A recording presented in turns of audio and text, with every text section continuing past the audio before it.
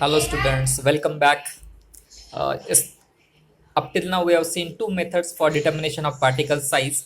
Now we'll see the remaining two methods to determine the particle size. So the third method for determination of particle size is the sedimentation method.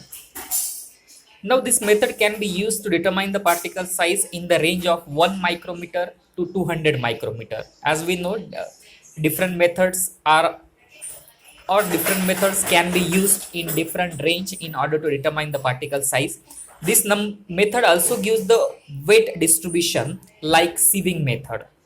The diameter which is obtained by the sedimentation method, that is known as a Stokes diameter, which can be defined as the diameter of the sphere having the same sedimentation rate as that of the asymmetric particle. The meaning is that the spherical particle and the asymmetric particles both will have the same sedimentation rate.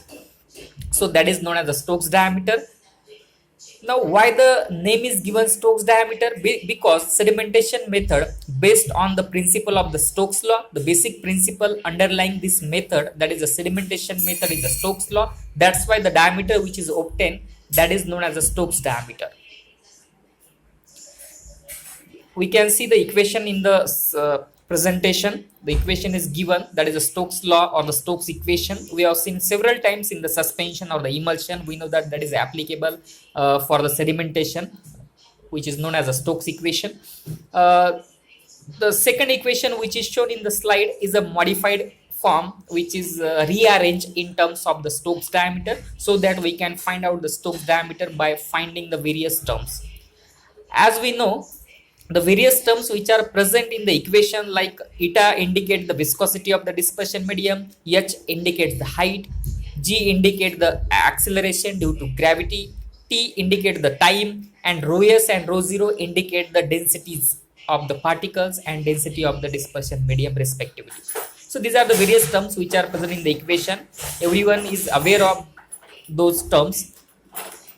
In order to apply the Stokes law, there are some conditions to apply the Stokes law. The first condition is that whenever sedimentation occurs, the sedimentation of the particles should be free in nature, without any hindrance or without any disturbance. Particles should not interfere with each other. Hindrance means there should not be any interference of the particles during the sedimentation with each other. Okay, so free settling should be there. That is the first condition for the Stokes law to be applicable. Apart from that, if the particles aggregate or particle clumps together, there is a formation of the aggregate or clumping of the particle, then the Stokes law is not applicable. Now, why such condition is there? Because whenever particles aggregate or clumped, at that time sedimentation rate increases. So that's why the Stokes law is not applicable in this condition.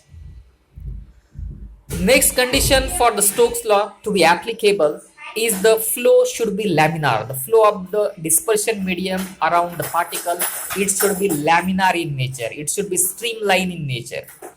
If the flow is turbulent, the Stokes law is not applicable. Now, how we can distinguish or differentiate between the laminar flow and the turbulent flow? Actually, it depends on the Reynolds number. Many times you might have come across this term, that is a Reynolds number. So if the Reynolds number value is greater than 0.2, that indicates the turbulent flow.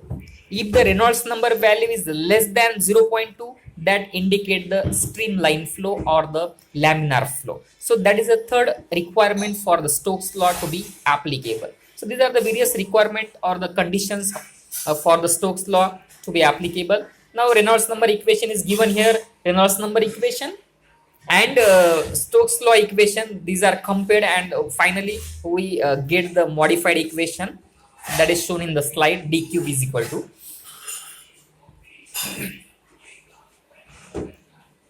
now, in order to determine the particle size by sedimentation method or on the basis of the sedimentation method, we have the several instrument like pipette method or the hydrometer or the balance method. But out of these three instrument or the apparatus or the methods, we use the Andreasen apparatus. Now, as far as the Andreasen apparatus is considered, that is shown in the figure. You can see the Andreasen apparatus. It consists of a glass vessel which is having the capacity of 550 ml, and one pipette is inserted or introduced into the glass vessel. That is a 10 ml pipette. So you can see in the diagram also one glass vessel is present having the capacity of 550 ml, and one 10 ml pipette is present. So you can observe in the diagram or the figure. Now, when the pipette is placed in the cylinder, that should be at least lower end of the pipette. That should be 20 centimeter below the surface of the suspension. You can see in the diagram the 20 centimeter mark is present, and the lower end of the pipette is below 20 centimeter in the suspension. So that is one of the requirement. Now, what should be the concentration of the suspension that should be prepared in order to determine the particle size by using the sedimentation method?